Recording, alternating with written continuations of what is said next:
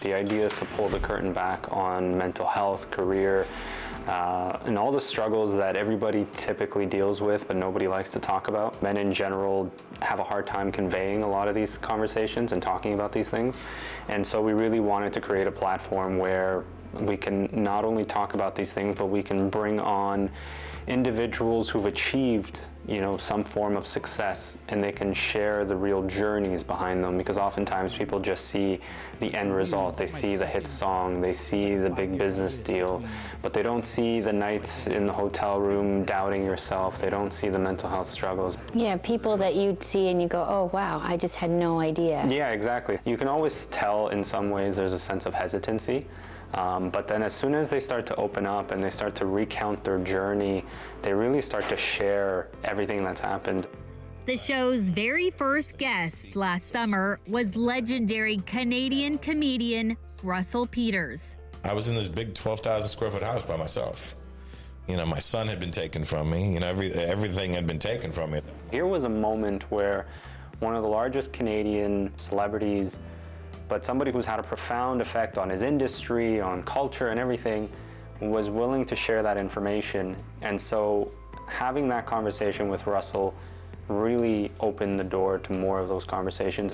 From a Toronto soccer superstar to the king of Bay Street, the podcast, now in its second season, has welcomed more than 24 guests, all willing to go there. One of the biggest things in every episode, when the headset comes off and the mic gets turned off, it's always, always, always, this was incredible. Thank you so much for doing this.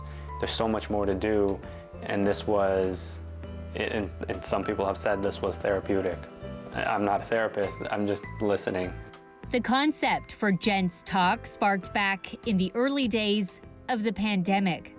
A lot of men lost all the distractions. They couldn't go out, they couldn't watch sports, they couldn't go to the gym, and a lot of men had to face their demons. I had to face my demons. I always had this big dream of being a diplomat or something, and then, like a lot of people who give up on their dreams, they found a job that makes them feel comfortable because a paycheck comes in, and they sort of put their real dreams on hold. And the podcast idea, the media space, all of this was never a thing for me. It just sort of organically happened through conversation. And in 2020, I went through my own, struggles of figuring out where I was and who I didn't want to be and become. And it really forced me to sort of recalibrate my identity as a man.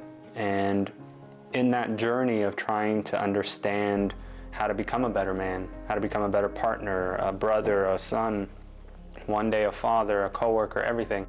Then came a phone call from his now business partner, Stephen Bronco. He was starting a men's lifestyle publication called Gent's Post and wanted Samir to take part. What started as articles and profiles quickly grew to include the podcast. Imagine as a man, your ego cannot exist. You gotta shut that ego down. Mourani recently learned from Spotify it's in the top 15% of most followed podcasts globally, he says, with 5.5 million views across social platforms. For him, it's a surreal journey, one that's inspiring others, sometimes through their darkest moments. We recently had another fellow on, his name is Hamza Aziz, who for the first time publicly and to anyone else admit that he was thinking about committing suicide. I would think about suicide every night for about every night after work. I'd come home and just because I couldn't talk to anyone or get any help. And I was sitting there, and this is the first time anyone has ever said something like that. Not just to me, but in my presence. So for me to hear that for the first time, I was shocked. But he's the person that shared his deepest, darkest moments. And he thought that this was the right venue, the right space to do that. And that to me is more rewarding than the clicks, the likes, the views and everything, because that to me tells me that there are others out there who are going through these things and they also just need that outlet. again, you're just giving them the space. Trying. Yes. Ultimately, it's just a guy with a microphone asking questions and hoping to get authentic answers. And I hope that, it continues, and I hope that more and more people start to watch these, because if it means one less person takes their life, if it means one less person, harms themselves, if one extra person goes and seeks the help that they need, then what else could we ask for, really and truly? And so I almost feel an obligation to continue to deliver these episodes on a weekly basis because of the people that are actively talking about this, but almost more so for the people who privately send us messages and say, thank you for having that conversation with so-and-so. I learned a lot, and this has actually motivated me on a day where I felt like crap. I had one person reach out and said, today's my birthday. I got drunk last night. I feel like garbage this morning. I watched one of the episodes.